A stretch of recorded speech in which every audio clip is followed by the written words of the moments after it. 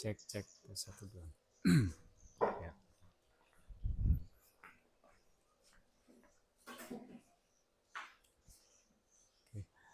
Assalamualaikum warahmatullahi wabarakatuh. Selamat pagi, salam sejahtera, Om Swastiastu, salam dan bahagia Bapak Ibu semuanya. Baik Bapak Ibu, hari ini ya tanggal 28 September 2024, Kombel kita melaksanakan kembali kegiatan untuk yang kedua kalinya. Jadi di kegiatan Kombel hari ini saya akan memberikan bimbingan teknis kepada Bapak Ibu terkait pembuatan RPP berdiferensiasi. Nah, RPP berdiferensiasi ini Bapak Ibu merupakan tentunya bukan sebagai kewajiban atau tuntutan Bapak Ibu ya.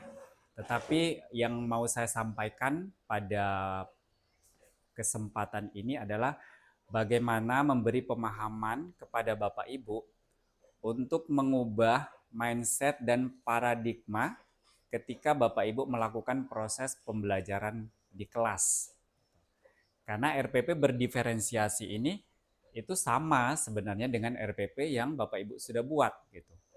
RPP berdiferensiasi ini tidak memiliki format atau konsep baru.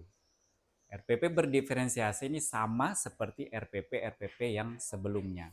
Hanya ya, yang membedakan itu adalah bagaimana ketika Bapak Ibu menerapkan RPP tersebut di kelas bersama dengan muridnya, itu Bapak Ibu sudah mengetahui mulai dari pemetaan muridnya, asesmen awalnya, kemudian konten yang Bapak Ibu mau berikan sampaikan kepada muridnya, kemudian prosesnya, kemudian produk atau hasil yang mau didapat sampai dengan penilaiannya begitu. Nah, di mana berdiferensiasinya? Berdiferensiasinya itu terletak ya dari bagaimana paradigma Bapak Ibu itu melihat keberagaman murid-muridnya. Maka RPP berdiferensiasi ini tujuannya itu adalah untuk memenuhi atau mengakomodasi kebutuhan murid yang berbeda-beda. Gitu. Nah, jadi itu di awal Bapak Ibu ya, saya mau menyampaikan terkait tujuan bimbingan teknis kita pada pagi hari ini. Nah, lalu kemudian apa yang akan Bapak lakukan di sepanjang aktivitas kita pada pagi hari ini? Ya tentunya yang pertama itu saya akan memaparkan dulu. Nanti setelah itu baru saya akan memberikan sebuah contoh RPP berdiferensiasi. Ya, itu yang saya peroleh dari calon guru penggerak angkatan 11 dari Kabupaten Morowali Utara. Jadi nanti saya akan tampilkan contoh RPP-nya gitu Bapak Ibu ya. Oke, baik Bapak Ibu, saya memulainya pertama itu dengan menampilkan slide yang ini Bapak Ibu ya.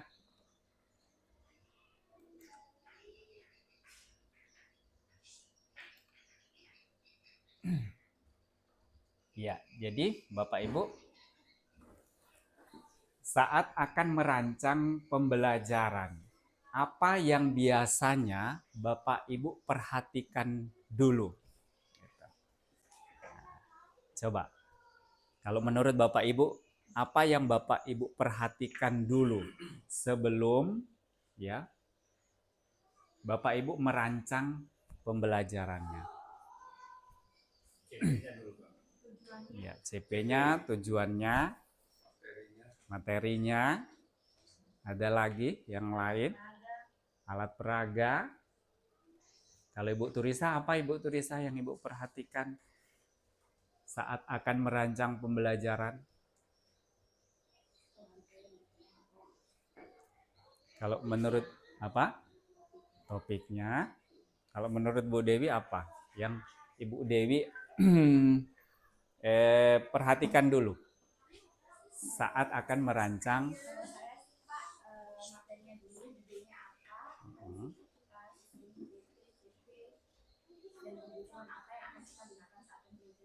Oke. Baik Bapak Ibu, terima kasih ya atas jawaban yang Bapak Ibu berikan. Mari kita Bapak Ibu memperhatikan slide berikutnya ya. Nah, ini ya Bapak Ibu. Nah, jadi mulai ya apa yang saya sampaikan tadi di awal gitu. Bahwa berdiferensiasi itu adalah konsep di mana kita bisa mengubah paradigmanya. Gitu. Nah, ini Bapak Ibu ya, keberagaman murid. Cakupannya itu sangat luas. Jadi coba kita perhatikan bersama-sama Bapak Ibu ya. Tadi ketika Bapak Ibu ditanyakan apa yang dipersiapkan, nah, itu Bapak Ibu berarti lebih menyiapkan yang terkait dengan teknisnya saja, begitu. Jadi Bapak Ibu berpikir, oh nanti ketika saya mengajar saya harus menggunakan ini. Ada tadi yang menyampaikan alat peraga, ada yang menyiapkan topik. Benar Bapak Ibu, itu tidak salah ya. Bapak Ibu jawabannya benar. Gitu. Nah, namun Bapak Ibu yang lebih penting ya sekarang itu yang kita siapkan itu ini. Coba Bapak Ibu ya. Latar belakang keluarga, kemampuan memahami bahasa yang digunakan di kelas, kemampuan menguasai keterampilan yang diajarkan, keterampilan dasar untuk prasyarat memahami materi baru yang akan dipelajari, kondisi sosial emosional, minat besar terhadap bidang tertentu, kesulitan-kesulitan tertentu dalam belajar. Nah, ini masih ada dan sebagainya. Dan sebagainya ini tentu Bapak Ibu sendiri yang memikirkan kira-kira apa lagi yang saya mau siapkan. Jadi begini Bapak Ibu ya, saya mengajak Bapak Ibu mengarahkan ke sini, ini karena terkait dengan pembelajaran berdiferensiasi ya. Jadi ini adalah hal-hal yang fundamental yang memang selama ini sepertinya kita lupakan gitu. Karena ketika kita mau berangkat ke kelas Bapak Ibu ya membawa seperangkat alat mengajar yang kita pikirkan dalam benak kita itu bagaimana saya sebentar ini mengajar menyelesaikan materi saya, kemudian setelah itu saya memberikan tugas kepada murid-murid saya dan saya memeriksanya, menilainya, habis itu selesai. Gitu. Itu yang kita pikirkan selama ini ya Bapak Ibu ya. Tetapi kita luput untuk melihat keberadaan murid-murid kita dalam konteks kehidupannya sehari-hari. Kita lupa untuk melihat keberadaan murid-murid kita itu pada kehidupannya gitu. Apa yang ia pikirkan, apa yang ia rasakan, apa yang ia mau lakukan, apa yang ia mau kerjakan.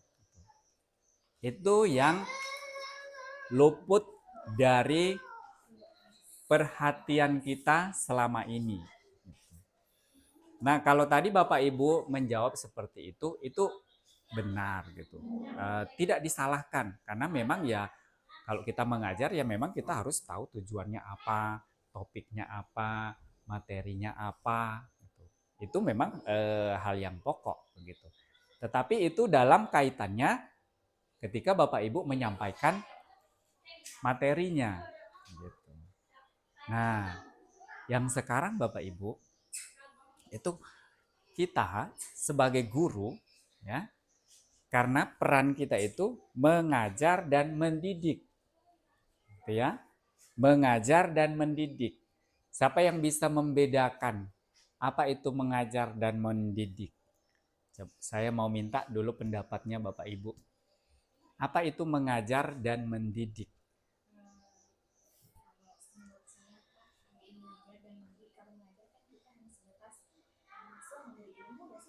Iya.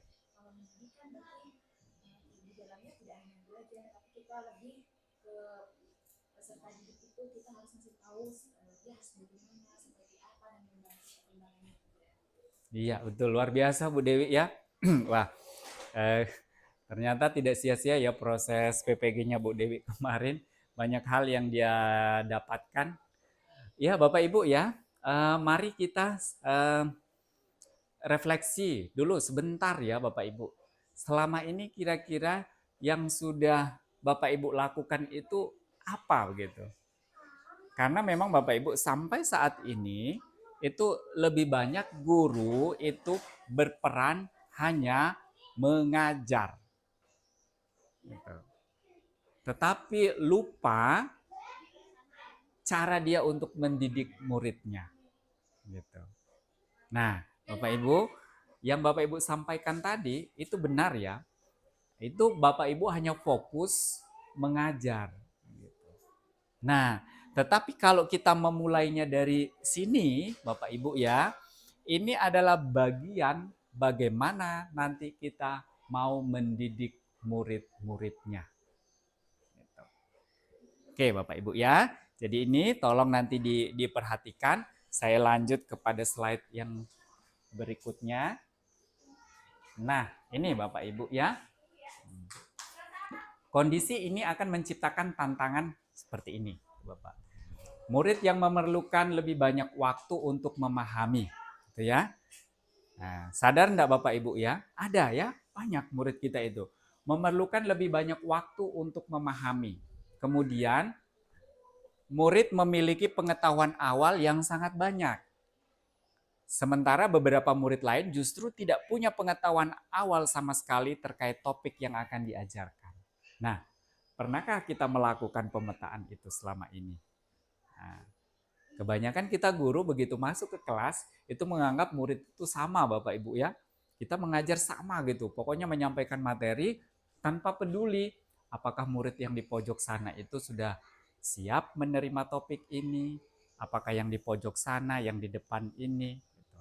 Seperti contohnya kemarin Bu Turisah ya, dia susah sekali RPP modul ajarnya itu dia mau bilangannya itu sampai 1000. Tapi ketika saya tanya apakah muridnya Bapak Ibu Turisah bisa gitu, dia sendiri langsung sadar, oh iya, sedangkan menyebutkan bilangan saja muridnya Bu Turisah itu ada yang tidak bisa gitu.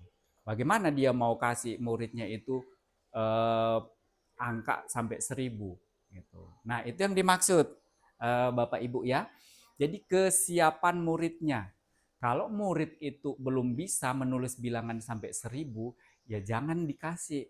Kita turunkan dia levelnya. Gitu. Kasih bilangan-bilangan yang 100 gitu. Tidak masalah Bapak Ibu. Oh nanti bagaimana wong sudah masa kelas 3 kok bilangannya cuma seratusan seratus. Loh kan kita tahu kalau murid kita belum bisa dia memecahkan operasi matematika 3 angka gitu. Kenapa kita harus paksakan dia? Gitu. Lalu kemudian Bu Teresa kemarin berefleksi ya ketika observasi kemarin. Nah, saya mengarahkan Ibu Teresa kemana diarahkan anak yang seperti itu. Bu Teresa sendiri tidak tahu dia harus kemana.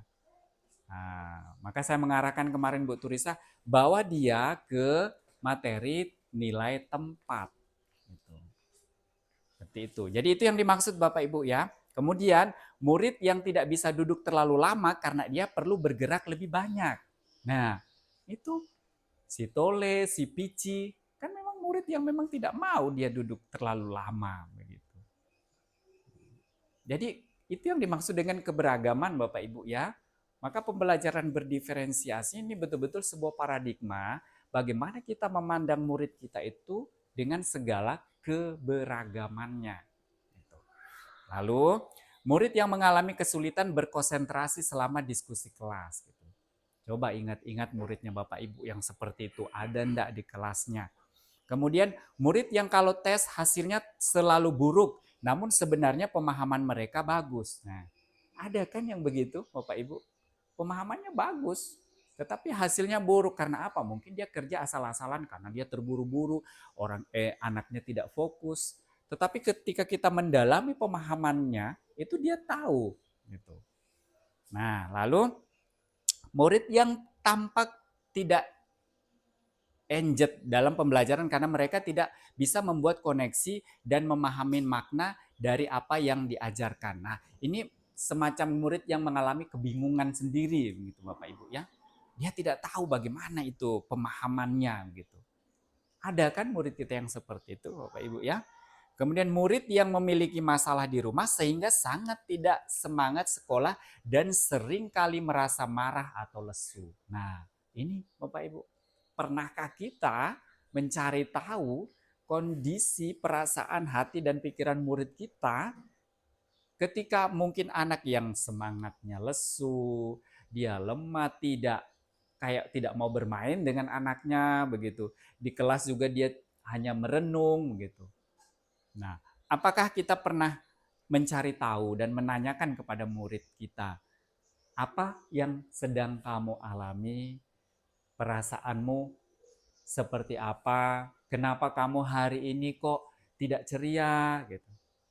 Nah, itu Bapak Ibu ya. Jadi ini kondisi-kondisi ini yang akan menciptakan tantangan Bapak Ibu ketika mengajar di kelas. Nah, maka ketika di kelas Bapak Ibu itu berteriak, mungkin intonasi suaranya meninggi, ya itu hal yang manusiawi Bapak Ibu ya, itu hal yang wajar. Siapapun pasti menghadapi anak, murid yang seperti itu akan meresponnya begitu. Nah, tetapi ingat Bapak Ibu, bahwasannya murid juga itu punya pikiran dan perasaan bahkan dunianya. Gitu. Itu yang harus kita pahami Bapak Ibu ya. Bentar saya dulu Bapak Ibu ya.